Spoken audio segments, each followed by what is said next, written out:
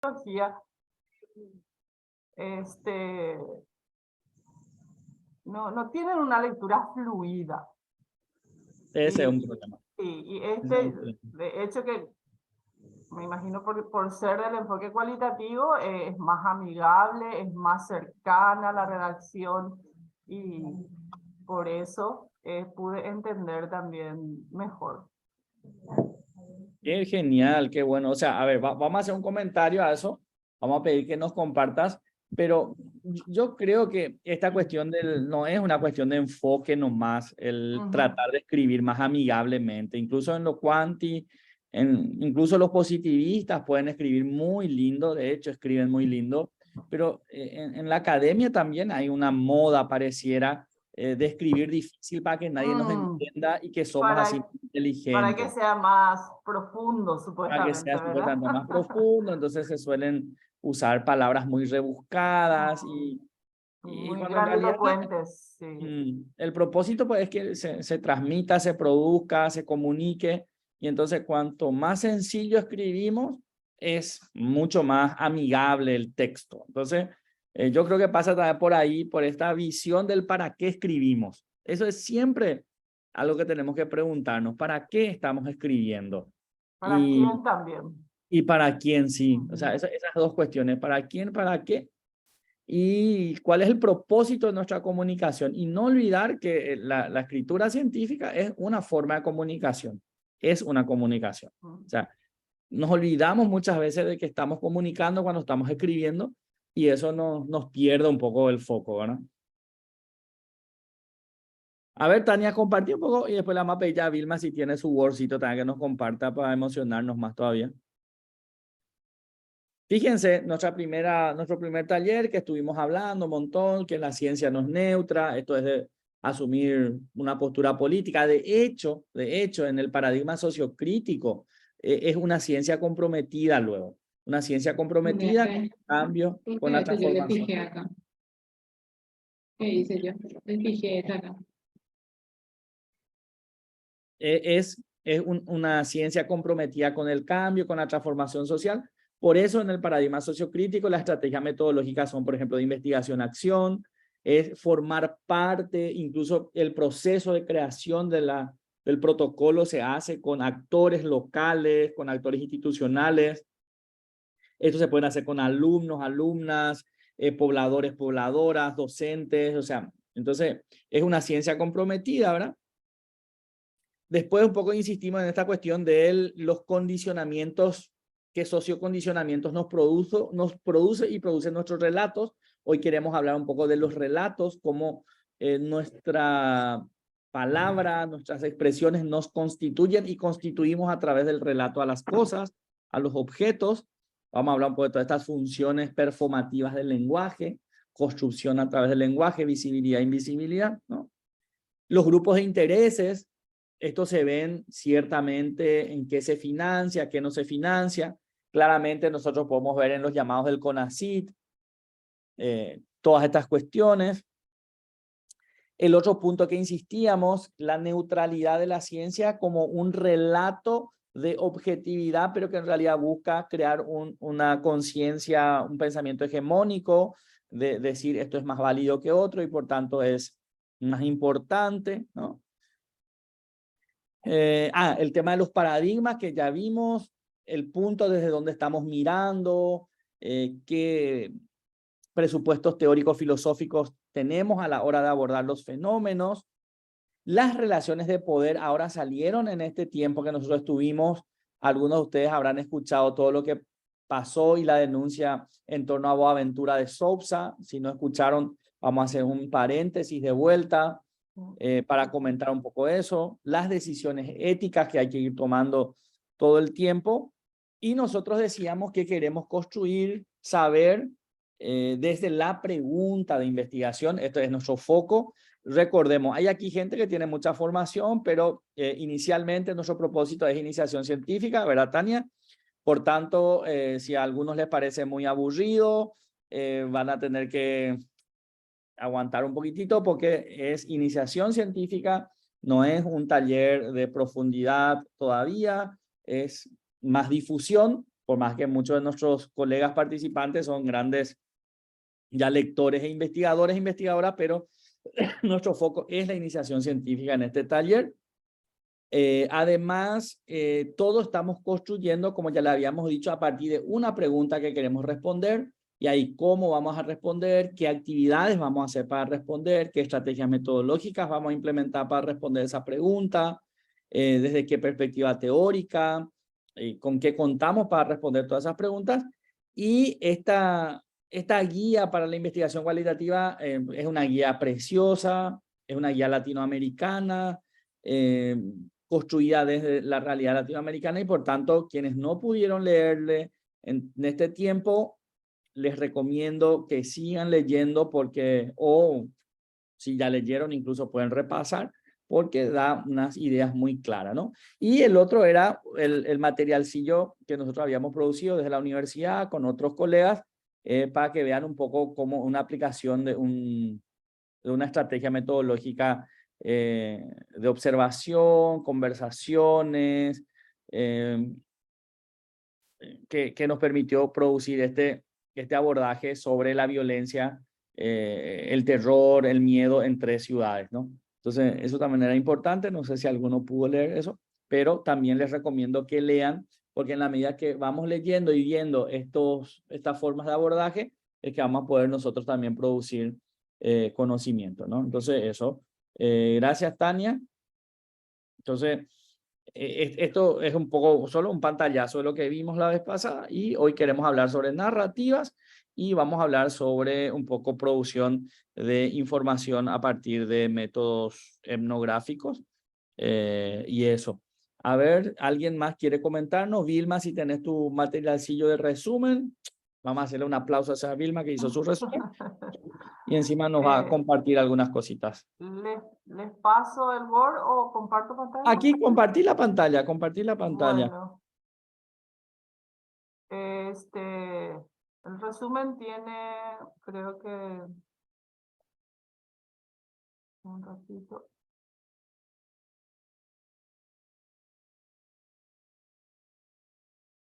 Sí. Ahí están viendo. Sí, estamos viendo, estamos viendo. Sí. El libro es una guía didáctica para estudiantes de Ciencias Sociales y Humanidades sobre la investigación cualitativa, específicamente en los métodos de estudio de caso, etnografía e historia de vida. No busca profundizar en el debate epistemológico, sino que proporciona una síntesis de los debates teóricos epistemológicos que contribuyen los enfoques sociocrítico, etnográfico y feminista. El libro tiene como objetivo que los estudiantes comprendan los alcances y posibilidades de la investigación cualitativa en un contexto mundial, regional, marcado por el surgimiento y el desarrollo de estas disciplinas.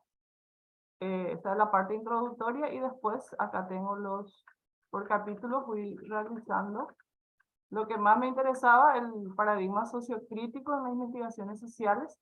Es una práctica científica compleja que puede ayudarnos a entender diferentes aspectos de la realidad, dependiendo de cómo se formulen las preguntas y desde qué perspectiva se aborden.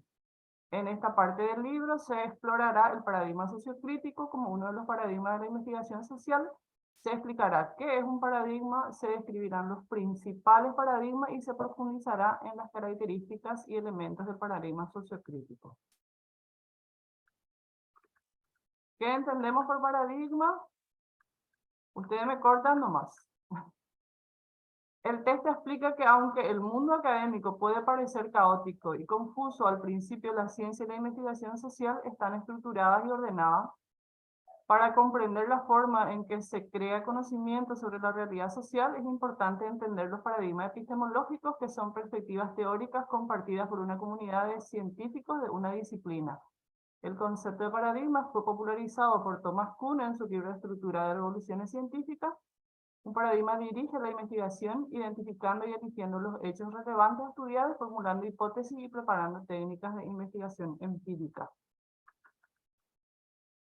En esta definición encontramos algunos elementos claves sobre los cuales merece la pena reflexionar un momento. Un paradigma es una perspectiva teórica compartida y reconocida. Está basada en premisas que la sostienen y originan, y dirige la agenda de la investigación de un colectivo. un paradigma o modelo.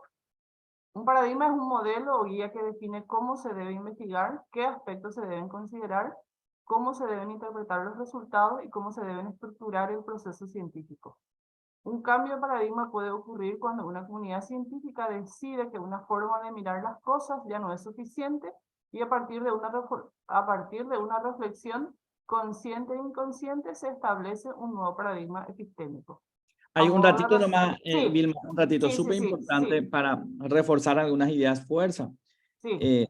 Pasa que muchas veces nosotros estamos como muy acostumbrados a mirar y de hecho nuestra formación que es más positivista de la escuela y del colegio y todo esto que nos enseñan de que la ciencia se hace en un laboratorio, que tiene un estetoscopio, que tiene un microscopio, o sea, todo eso va cimentando nuestra idea de hacer ciencia. Entonces, cuando hablamos de ciencia, muchas veces nos dicen de que necesariamente tenemos que hacer experimentos, de que tenemos, y de hecho en la escuela, por ejemplo, nos hacían llevar semillas, poníamos semillitas en un lugar y que esa semillita tenía que germinar, o sea, todo eso forma parte de un paradigma, es decir, de una forma de hacer las cosas que fueron acumulando conocimiento, que fueron acumulando o naturalizando, creando conciencia de cómo se hace ciencia, valga la redundancia. Y no estábamos acostumbrados o no nos acostumbraron a que observar, tomar apuntes, conversar también forma parte de la creación de un conocimiento sistemático, analítico y crítico. Entonces, eso es cuando hablamos de paradigma, para tratar un poco de en nuestra práctica y cómo estamos imbuidos de ese paradigma del positivismo, es de que desde chiquitos, chiquitas, nos fueron dando y mostrando el camino para hacer ciencia con toda esa simbología. Con toda esa parafernalia. Con esa parafernalia, con Sí. ese ritual. Entonces, muchas veces si hacemos un ejercicio, dibujen a un científico, a una científica, generalmente se van a dibujar Con microscopio. sí, instrumentos de eso. Entonces, eso es el reflejo de esto que vos estás leyéndonos, porque es ¿cómo? Es que, o sea, si vos no haces así, vos no No es haces ciencia. ciencia, no es ciencia. O sea, si, Pero, Tania, sí. no, a lo que vas mencionando y a modo de seguir graficando, es que uno si en Google carga la imagen o la palabra de científico, en la sección de imágenes te viene un científico laboratorista trabajando con los tubos, o sea, esa es la imagen del científico. Esa es la referencia que hay. No. Bueno, y entonces esa es la conciencia que se creó. Entonces, eso es un paradigma. Entonces, y por eso es que primero tenemos que tratar de reconocernos partes de un paradigma, productos de un paradigma, para poder deconstruir ese paradigma. Entonces, y ahí nos vemos de dónde. Es países centrales, es Europa, o sea, lo que se hace en América no es ciencia, es saber ancestral, incluso se le da otro nombre, son saberes ancestrales. Son tradiciones. Son tradiciones. No son artes, son artesanías. Exacto. Sí. Entonces, todo eso es esto que vos estás contando para graficar un poco y reconocernos parte de ese conjunto de cosas es lo que nos va a permitir de construir ese saber previo que ya forma parte de un paradigma, que ya nos, por ser parte de esta sociedad y haber pasado 6 años en la primaria, 6 años en la secundaria y 6 o 4 años en la universidad. O sea, somos productos, por eso estamos determinados. Excelente. Seguimos a tu lectura, porfa. Bueno. A modo de resumen, tanto en la investigación social como en las ciencias sociales suele decirse que un paradigma es una visión teórica que define la relevancia de los hechos sociales, proporciona las hipótesis interpretativas y orienta las técnicas de investigación empírica. La ciencia es una herramienta humana para construir conocimiento sobre las realidades y no es perfecta ni inocente. La historia de la ciencia muestra cómo los paradigmas epistémicos surgen de rupturas y discusiones que cuestionan el paradigma anterior. Y es lo que estamos diciendo, es justamente lo que estamos diciendo, este proceso, por eso es que queremos hacer iniciación científica, queremos buscar nuevos referentes y tenemos que preguntarnos cuando le leemos a una autora, a un autor, de dónde y cómo surgió esa teoría, en qué contexto produjo, o sea, y tratar de encontrar referencias latinoamericanas. Es un mega desafío encontrar referencias latinoamericanas y encima referencias latinoamericanas pensadas en contexto latinoamericano. No, Exactamente. no que por ser latino. Desde el espacio que ocupamos en el mundo, como le diría Bourdieu. Sí. Sí, exacto. La comunidad científica puede decirse que una forma de mirar y una temática ya no le satisfacen, lo que lleva a un proceso reflexivo que conforma un nuevo paradigma epistémico. Las ciencias sociales, en las ciencias sociales el primer paradigma fue el positivismo, que defendía que la realidad era estable y empíricamente observable. El positivismo se caracterizaba por su defensa del empirismo, la unicidad del método y la objetividad como requisito y producto de la ciencia. El positivismo generaba relaciones de poder específicas y jerarquías de conocimiento que legitimaban ciertas posiciones sobre otras. Este párrafo aquí que nos sintetizaste es central. Vamos a mirar ahí para que... Sí. Ahí está. Ahí. O sea, como el primer paradigma, o sea, la primera forma de hacer ciencia, a esto que le llamamos ciencia, claro, esta forma de llamarle ciencia, es que decía que podíamos observar las cosas. Y al decir que podemos observar las cosas, nosotros estamos diciendo que nos abstraemos, nos alejamos y que vamos a mirar y que vamos a aprender sus características, vamos a poder interpretar, pero nosotros nos vemos fuera de esa cosa, de ese objeto. Entonces, ese es un punto central y por eso que está transversalmente vista la observación. Y fíjense la otra cuestión que dice, la unicidad del método. O sea, este método de observar, de escribir, apuntar, ¿no? Es válido para ciencias sociales, ciencias naturales, o sea, para toda forma de producción de conocimiento. De hecho, ellos no hablan de producción de conocimiento. Cuando yo digo producción de conocimiento, yo me estoy alejando del paradigma positivista. Ellos van a hablar seguramente de recoger datos. O sea, fíjense un poco en este juego de palabras como es importante. Una cosa es decir, vamos a producir, o sea, yo me involucro en la producción, y otra cosa es decir, voy a recoger datos. Entonces, y contrastar con la hipótesis. Y claro, entonces ese ya nos... Ese es positivista, sí. Claro, ya es positivista, ya nos ubica en una forma, en un paradigma. En un paradigma, sí. En una forma de hacer las cosas, ¿no? Y acá dicen, ¿no? Surgen, acá está, unicidad del método y la objetividad. Esto es súper importante. ¿Qué es lo que es lo objetivo? O sea, es tratar de que supuestamente el sesgo interpretativo de quien está realizando el trabajo no dañe esta neutralidad de las cosas que queremos nosotros describir. Y este es el discurso más poderoso del positivismo que hasta ahora se presenta a la ciencia como la gran verdad. O sea, la ciencia es objetiva. Y famosos te dicen, incluso científicos categorizados en el PRONI 3, te dicen, yo no hago opiniones políticas porque yo soy científico y soy objetivo.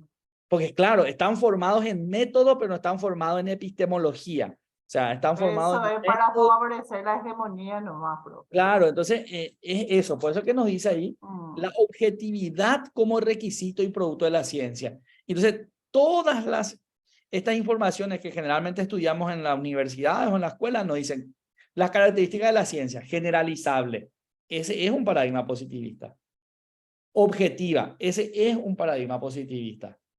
O sea, un método empírico, otra vez es un método positivista. O sea, en realidad, lo que nosotros estudiamos como ciencia muchas veces es el positivismo, es un paradigma. Es lo que solemos estudiar como historia. Por ahí lo que vienen los estudios coloniales y decoloniales. Los que nos enseñaron como historia universal es historia de Europa. Recuerden ustedes, o sea, los que nos enseñaron como historia universal generalmente es historia europea.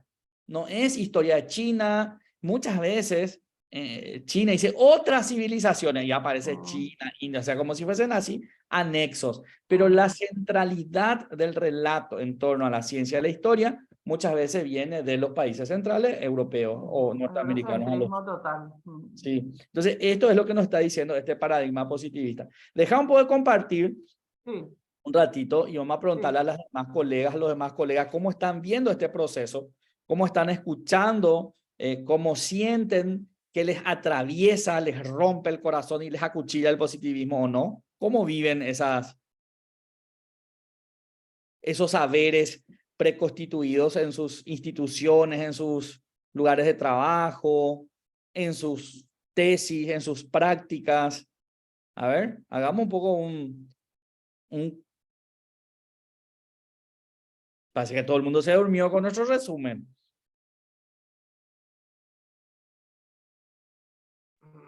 Hola. A ver, Rafael. Hola. Oh, ¿me escuchan? Prende tu cámara, en- Rafael, así te vemos y sabemos dónde o- estás. ok, ok. A ver, quiero organizar nomás, hilvanar nomás las ideas así para decir. El tema del positivismo creo que es casi como, a ver, la autoridad máxima luego en la ciencia, en el sentido de que es la única ciencia posible, lo demás son casi luego metafísica. Así lo nos enseñan cuando nos vamos un poquito a rigor. Ahora bien, mi pregunta es lo siguiente, ¿cómo uno caracterizaría el positivismo? Es que yo no puedo identificar así claramente, porque ¿por qué no puedo identificar claramente? Porque casi cuando uno me dice pensar científicamente y automáticamente pienso positivismo. Entonces, me gustaría esa parte así para identificar el positivismo, ¿sí? Por- Sí, a ver, lo que nos plantea sin prender su cámara, Rafael, es súper desafiante, ¿verdad? ¿Y saben por qué es tan desafiante? Porque generalmente nuestra formación, todo nuestro saber preconstituido es positivista, entonces no conocemos otra cosa. Y como no conocemos otra cosa, no podemos siquiera identificar que estamos dentro de una cosa. Entonces, ese es el mayor desafío que tenemos.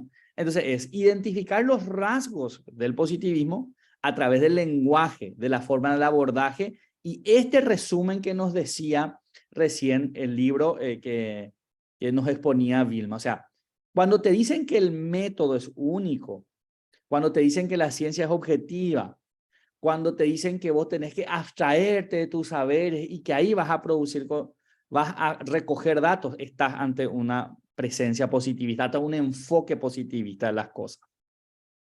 Y conste que nosotros no estamos diciendo que el positivismo es todo lo malo, o sea, aclaramos eso, no estamos diciendo eso. O sea, lo que nosotros estamos queriendo es identificar estos distintos paradigmas que coexisten, que dijimos que son 3 hasta ahora, ¿no? El positivismo, el interpretativo y el sociocrítico. 3 paradigmas. Pero el problema que tenemos es de que toda nuestra formación, al ser positivista, ya se invisibilizan estos otros 2 y nos pensamos desde el positivismo, entonces no vemos otras opciones. Entonces, y es tan difícil lo que nos plantea Rafael, y llevamos años tratando de responder cómo hacer ciencia no positivista en derecho, en educación, en antropología. ¿Cómo? O sea, es en administración, más todavía si hay números. En turismo, ¿cómo tratamos de hacer?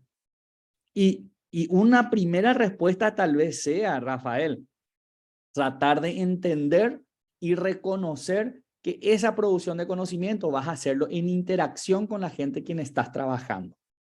Y ahí es que ya no, muchas veces ya no se habla de población y se habla de muestra, sino que vas a interactuar con otro ser humano, vas a tratar de tener una relación de horizontalidad con ese ser humano, vas a reconocer la dignidad de ese ser humano que te va a aportar información y juntos se va a producir en esa interacción tuya con ese otro ser humano, se va a producir el conocimiento. No es que vos te vas a ir a observar, recoger, aplicar instrumentos. O sea, desde esa visión, desde ese abordaje, es que vamos a tratar de deconstruir nuestro positivismo interno y construir formas diferentes de abordaje de la producción del conocimiento. Entonces, ese es el desafío, Rafael. Súper, es hacernos otros humanos y humanas. Así es, así de complejo es. Pero para eso, el primer prerequisito es esta curiosidad epistémica. Si no nos reconocemos partes del positivismo y si no nos reconocemos que queremos cambiar, es que difícilmente vamos a poder siquiera encontrar vetas de salida. Una cuestión así, también para seguir sobre el punto es pensar cómo pensamos entonces. ¿Sí? Pensar como Es pensar. pensar cómo estamos razonando y pensando y administrando la ciencia en sí. Algo así. Eso mismo es. Y acá lo que Rafael nos plantea y Wilman nos plantea son dos fenómenos centrales. Una cosa es saber metodología y otra cosa es saber epistemología. Y anotemos, por favor, eso. Metodología es saber sumar, saber restar, saber aplicar un instrumento, saber entrevistar. Eso es metodología y soy especialista en metodología. Pero otra cosa es saber que esa metodología responde a una visión de mundo.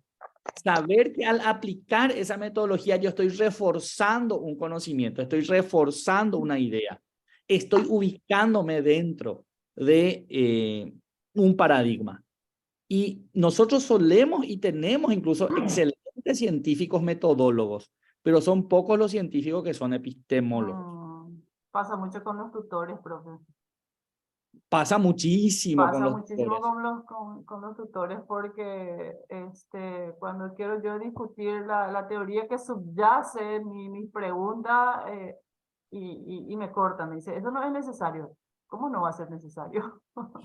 Claro, porque ahí te dicen pues que la metodología es una receta. O sea, Yo y le ahí, digo, puedo hacer también análisis documental por más de que voy a hacer entrevista a profundidad. No, no es necesario. ¿Qué no va a ser necesario? Si yo tengo que saber la investigación que ya había realizado la persona con quien quiero entrevistarme, ¿verdad? Para saber cómo piensa, qué posición ocupa, desde qué punto de vista está escribiendo. Evidentemente que se tiene que leer, pero claro. bueno, así es. Entonces, ahí lo que nos plantea otra vez Rafael, o sea, es tomar conciencia de nuestros saberes preconstituidos, tomar conciencia de nuestras limitaciones, tomar conciencia de nuestro lugar en el mundo, de nuestras relaciones y correlaciones de poder. Y por eso es que epistemología es filosofía casi.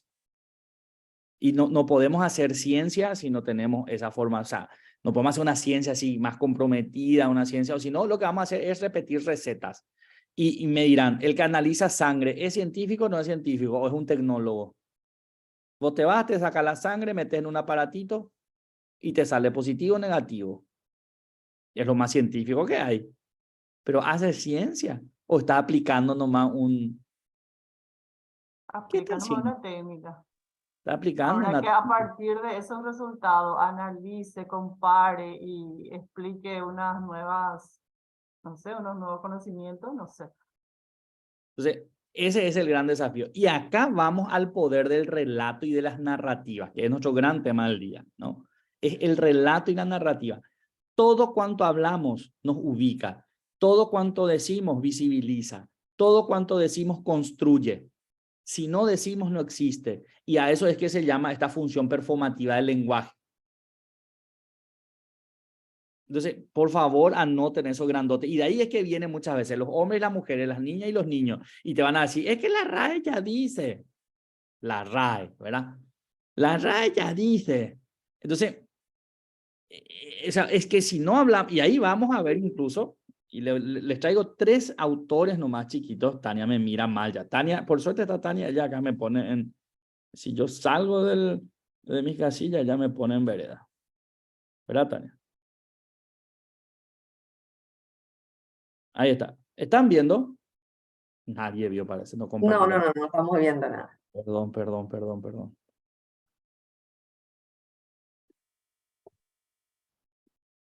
Solamente, encima, les pido ya disculpas porque todos los autores que les voy a mostrar son europeos, blancos y heterosexuales. O sea, perdón, ya me siento culpable. Pero es que no, hasta el momento no encontré ningún otro autor, mujer, trans o alguien que trabaje estos temas. Así es que vamos a irnos a los blancos europeos heterosexuales.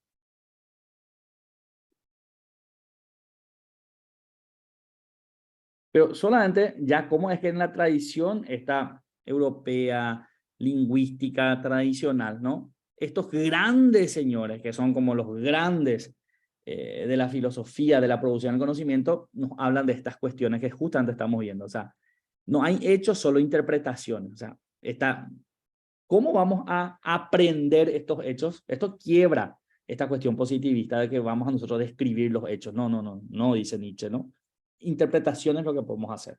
O sea, el rol del sujeto, de la sujeta que está contando es lo que finalmente va a valer, ¿no? Difícilmente vamos a llegar al hecho puro, ¿no? Y este otro, fíjense, este es el gran teórico del lenguaje. Acá está la matriz, la raíz del lenguaje de género, del por qué hay que hablar de niñas y niños. O sea, los límites de mi lenguaje son los límites de mi mundo. Aquello que yo no puedo hablar, no puedo contar. Incluso esto en terapia nos dicen, ¿verdad? Escribí, los psicólogos, la psicóloga. ¿Qué te pasa? Trata de escribir lo que te pasa. Trata de verbalizar, de expresar. O sea, porque si ni siquiera podés identificar, o sea, no existe en tu mundo, no forma parte de tu problema. Y lo que nos decía también Rafael, o sea, muchas veces ni siquiera podemos identificar al positivismo porque somos positivistas y nos podemos abstraer a nuestra forma de ser. ¿No? Muy ligado a esto, fíjense este otro gran señor, ¿no? Heidegger. Estoy tratando, cuanto antes de encontrar una mujer, por lo menos, ya hay un latinoamericano para la otra clase que es Dussel, pero hasta el momento me quedo con esto, ¿no? No existe mundo fuera del lenguaje. Otra vez el refuerzo de esto de la importancia del habla, de cómo construimos y de cuán importante es dominar las palabras, la precisión del lenguaje, de estos términos que vamos a usar, el sentido que le vamos a dar a las palabras, qué sentido literal le vamos a dar, qué intención le vamos a dar cuando hablamos. Y esta es una pregunta central. Si yo digo en un lenguaje corriente, qué linda estás, lo que me tengo que preguntar es, ¿con qué intención estoy diciendo? ¿Para halagar? ¿Para acosar? ¿Para molestar? ¿Para burlarme? ¿Qué estoy haciendo con mi lenguaje? Cuando yo digo, qué linda estás, o qué lindo estás. ¿Qué intención estoy teniendo? O sea, ¿qué intencionalidad? Y finalmente, ¿qué reacción provoca? Imagínense cómo estos actos del habla son súper importantes. Decimos con una intención que genera una reacción, ¿no? Decimos algo con una intención que genera reacción, ¿no? Que son estos actos del habla súper importantes. Y aquí, que esta interacción que está mediada por el lenguaje es con un propósito. ¿Para qué yo me estoy...? O sea, esto que estamos haciendo, ¿por qué lo que hacemos nosotros? Vamos a analizarnos nosotros, Universidad Nacional de Pilar, pobre, pública, periférica y de los humedales del Ñembucú. ¿Para qué hacemos? ¿Qué intención tenemos? ¿No? Entonces, estas cuestiones que tenemos que tener súper claro para poder ir avanzando. Entonces, para producir conocimiento, ubicarnos en un paradigma, reconocernos parte de un paradigma, reconstruir esos saberes preconstituidos, encontrar nuevas formas de interacción, encontrar propósitos. Y allí lo de la encuentro de la educación superior, creo lo de Córdoba, ¿no? O sea, somos tan pobres que no podemos dar el lujo de no investigar, decían una de las declaraciones, ¿se acuerdan? Entonces, claro, es que necesitamos producir conocimiento, necesitamos desde la academia romper los límites del positivismo, porque hasta el momento no nos funcionó para tener una mejor educación, tener universidades más abiertas, universidades más empoderadas que produzcan conocimiento. ¿Qué están diciendo las universidades de la Victoria de Payo, por ejemplo? ¿Qué están diciendo? O vamos a escuchar más que todos son unos tarados que decidieron a votarle a otro tarado. O sea, que es un relato hegemónico. No hay debate, profe, en la universidad. Creo que esa es una de nuestras grandes falencias de no poder fortalecer nuestra democracia de fachada, porque yo estoy en varios grupos de docentes universitarios, ejerzo la docencia en 3 universidades de Paraguay privadas. Nadie dice nada. Nadie dice nada. Es impresionante. Y si surge algún comentario es, el tarado con su barra brava. No hay barra brava tan grande en Paraguay que pueda Claro, ocupar todas las calles. 700.000 barra bravas que están locos. O sea, y ese es el relato hegemónico. Entonces, ¿qué posición de poder ¿Qué correlación de poder se fortalece con esa narrativa? Entonces, este es el planteo, es el presupuesto, por eso que estamos, este es nuestro segundo encuentro, ¿verdad? O sea, es el presupuesto que nosotros vemos necesario para poder hacer producción de conocimiento en ciencias sociales, ¿verdad? O sea, si no nos hacemos estas preguntas, si no nos cuestionamos cómo vamos a producir, qué conocimiento le vamos a producir. Porque no es producción de conocimiento, es aplicación de una receta que te da un resultado. El 70% hace eso. Y por eso es tan importante, por ejemplo, en esta cuestión de historias de vida. Es profunda, está enraizada, está ubicada, y toda la información que te va a dar va a ser mucho más reveladora de un contexto socioeconómico que produce sujetos, que crea subjetividades. Y por eso es que este método, que le vamos a llamar por el momento cualitativo, ¿no? Es más rico para estudiar fenómenos sociales. Es más importante para saber por qué la gente deserta, por qué la gente no termina la universidad. O sea, una cosa es saber que el 30% de la universidad, de gente que se inscribió no termina la universidad, y otra cosa es saber es porque tuvo hambre, su papá no le pudo pagar más el alquiler, no logró asentarse en la ciudad donde se mudó, la agresividad de la gente ahí era terrible, que le excluía, porque si estamos en aula, vemos a nuestros alumnos que migraron, cómo se están relacionando con sus alumnos con sus compañeros que son de esa sede. Y que pasa en todas las ciudades cabeceras donde hay asientos de universidades. Si logramos mirar, si ubicarnos en la posición de ese alumno que migró para estudiar, ¿cómo se está sintiendo? ¿Cómo le están acogiendo sus compañeros? Y eso los números no te van a dar esa información, solo te van a decir que el 30% terminó, y nos vas a saber del por qué, ¿verdad? A ver, nos estamos divagando mucho, a ver. ¿Quién más? ¿Quién más? ¿Quién da más? Se quedaron todos callados, pero Nidia, prende tu cámara, Nidia. Profe, buen día, ¿cómo estamos? Alcides. No, a mí me gustaría en un futuro no muy lejano analizar un poco eso que estaban diciendo.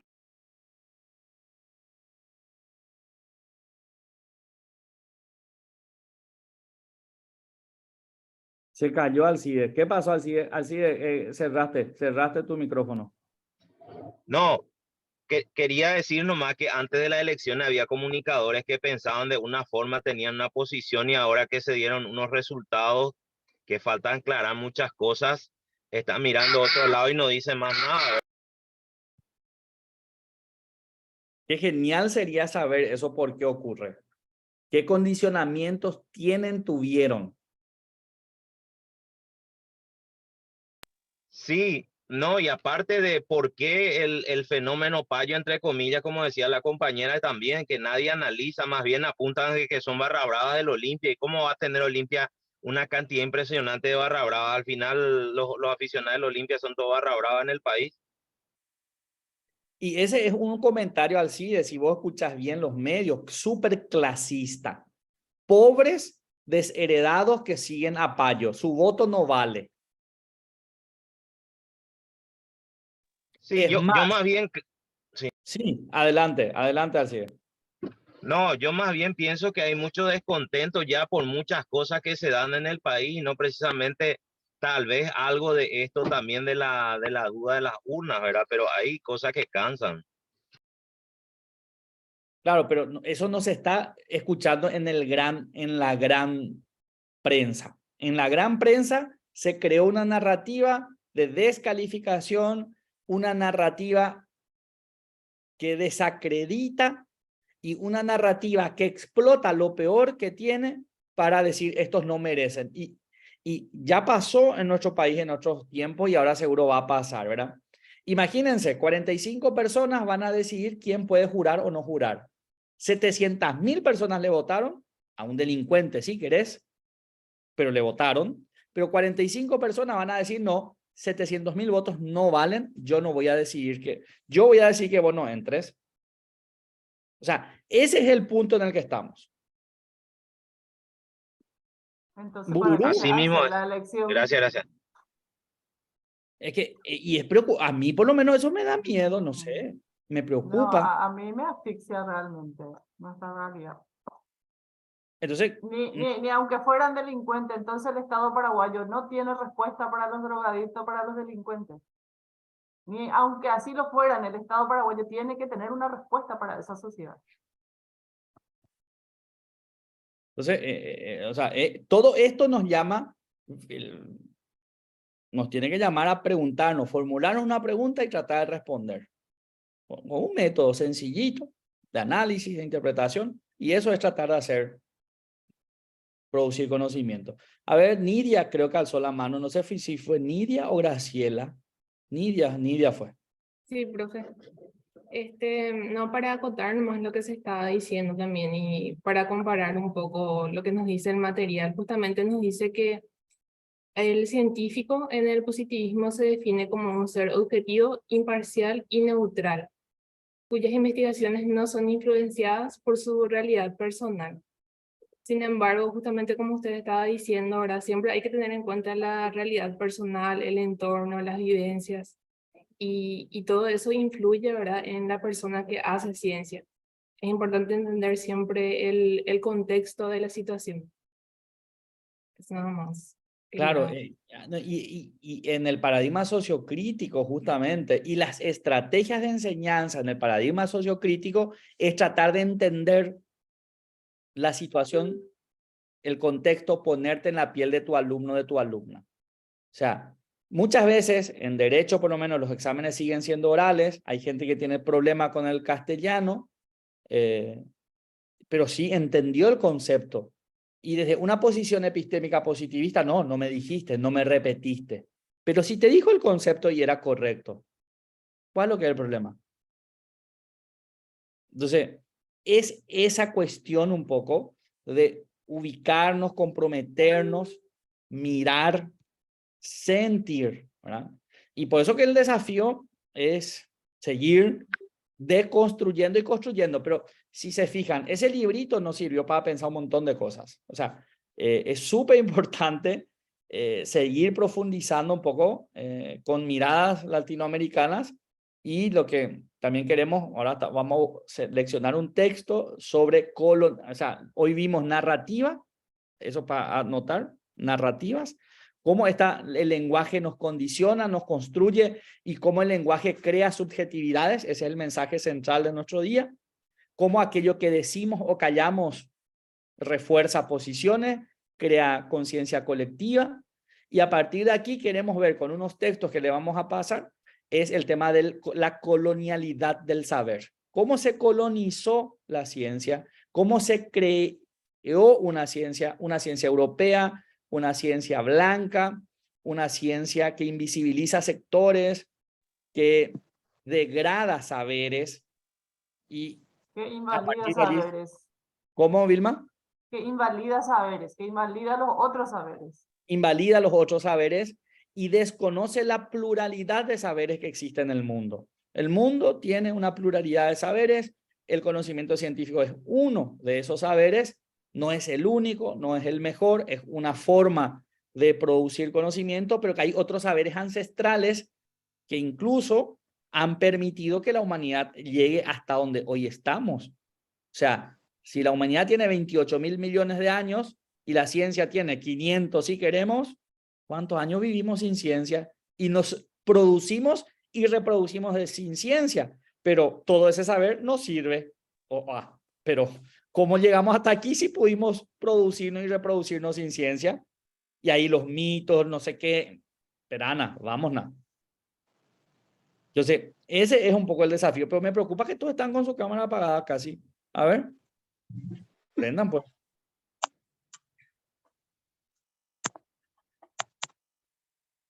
¿Quién cree que está asistiendo del lugar más lejano de Paraguay?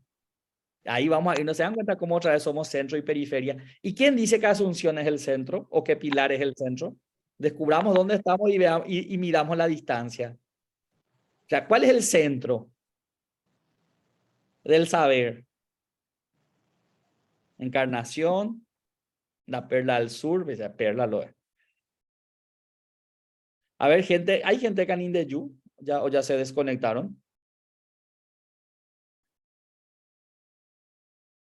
No, hoy no hay Canindeyú, parece. Central. Departamento Central. Viviana Bonio, ¿sos Estoy en limpio Sí, central. Central, San Lorenzo. Sí, yo soy San Lorenzo Central. Central. Capital. Misiones, mira vos, Misiones. Misiones siempre, a mí por lo menos reconozco, me pasa desapercibido Misiones. Porque cruzás nomás para llegar a Pilar es Misiones para mí en mi mente. O sea, es horrible. ¿Qué es Misiones? El lugar que tenés que cruzar para llegar a Pilar. También es el lugar donde vino Rafael Barret. Ah. Yo soy de Misiones. Muy bien, ¿verdad? El lugar de las ligas agrarias. No, Misiones tiene un museo que se llama Beto Ayala ahora. Misiones es historia, lugar de resistencia. Melanie Bogado, ¿vos de dónde sos? Yo soy de Areguá, pero estoy en la Facultad de Biomédicas en la UNP. Ah, Pilar. Entonces yo sos pilarense. Exactamente. A ver, ¿quién? ¿Y Ruth? A ver, Ruth Esther.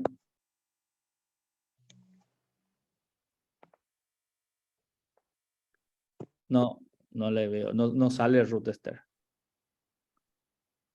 No funcionó su... ¿Y Erika? Erika, ¿vos de dónde sos, Erika?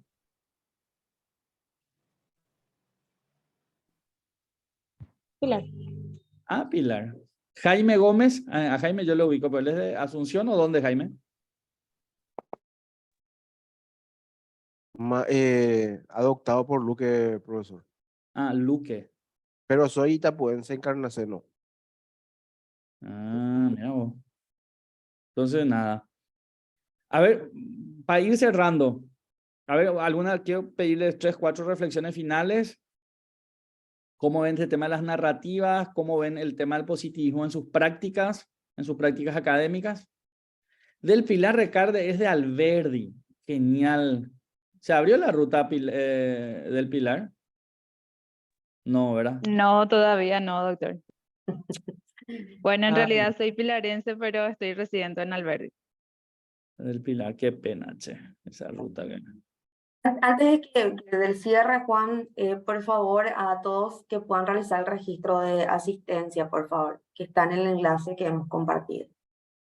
Y recuerden que esta es una iniciativa de una universidad pública, pobre y periférica. Insistimos con eso, que queremos disponibilizar espacios de saber, de conocimiento y discusión. Y Tania, tiene certificación, ¿verdad? Sí, tenemos certificación. Recordar que esto es un encuentro que lo vamos a estar desarrollando durante todo el año. Es un encuentro al mes, ¿sí? A fin de mes o a fin de año vamos a estar planificando acá con el doctor Martens hacer un encuentro presencial, ¿sí? Así es que vamos a ir armando algo seguro para el encuentro de divulgación científica de la Facultad de Ciencias, Tecnologías y Artes con este grupo también. Y es gratuito y es de participación libre.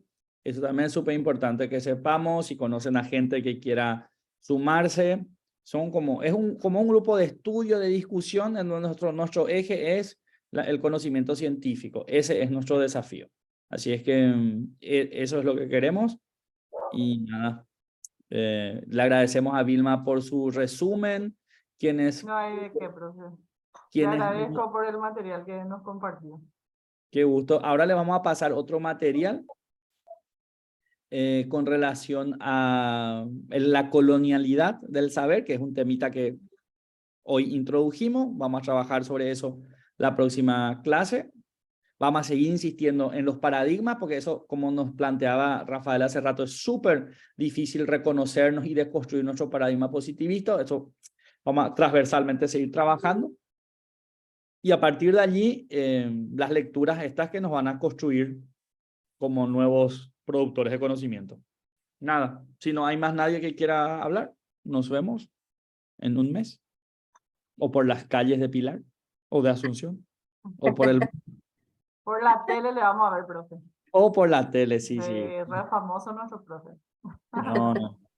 O en las redes sociales también. O en las redes sociales, sí. Rebeca es nuestra compañera de la escuela de posgrado, que yo le torturo a veces, pero ya a esta altura ella ya está deconstruyendo sus pensamientos positivistas, ¿verdad, Rebeca? Ya no me va a poner 98 alumnos en un aula. Como dice, tratamos de seguir deconstruyendo para mejorar, Ese es el desafío. cambiar nuestro paradigma.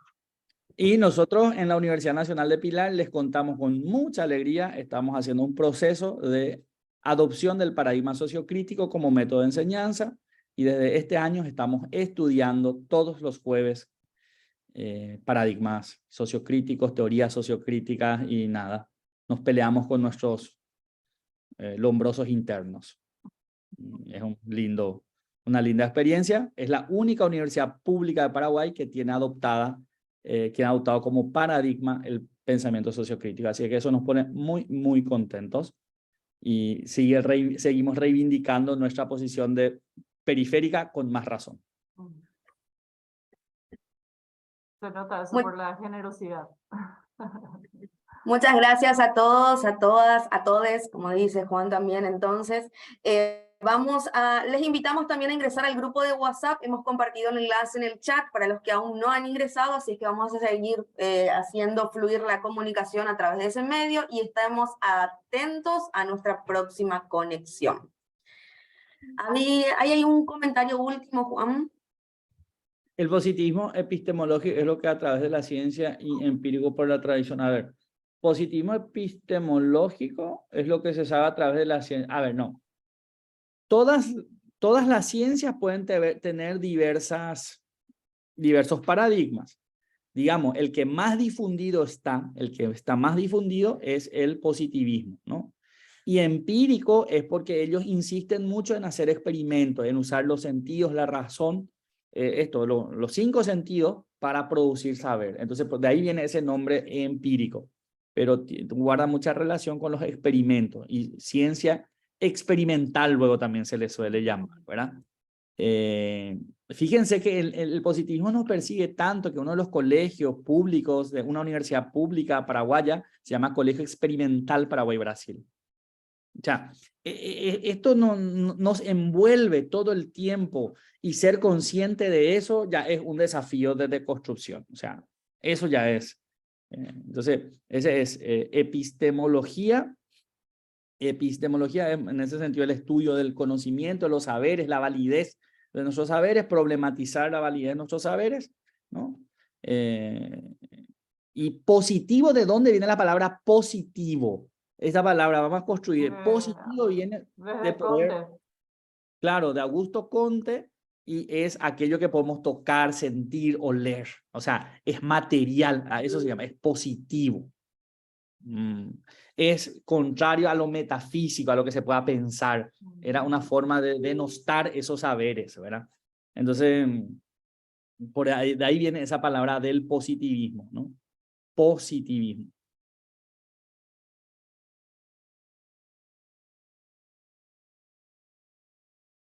Eso, entonces hay muchísimas palabritas que tenemos que deconstruir. Eso también sería bueno lo que vayamos apuntando. Ustedes apunten estas palabras que a veces tienen 200 significados y discutimos. Para eso es nuestro encuentro también, ¿verdad? Recuerden que no se olviden, es de iniciación, es para romper barreras, preguntar cosas que no queremos preguntar y es para nivelar el lenguaje, conocimiento. Para eso es este encuentro. Bueno, pero ya nos vamos. Chao. Gracias, doctor. Chao, Excelente lo del gracias. positivismo, guardadísimo. Dale, lo que tocamos, Gracias. así. Esto es el Gracias. tener así, ta. Eso es. Lo medible. Muy bien, Lo gracias, doctor. medible, lo contable, lo cuantificable, lo así, Lo que se puede generalizar. lo que se puede pesar, generalizar, que sirve en todo el mundo, en China, en Que vos Francia, en podés Uruguay. replicar tu método de un grupo a otro. Umbrello, ese era el sueño, así, pum. Claro, por eso es que decían, por ejemplo, que todos los que eran indígenas no tenían alma durante 300 años. Ahí está. Vale, chao, chao, chao, Gracias, chao. gracias. Un gusto. Gracias Vale. a todos por el resto de jornada. Queden atentos al enlace.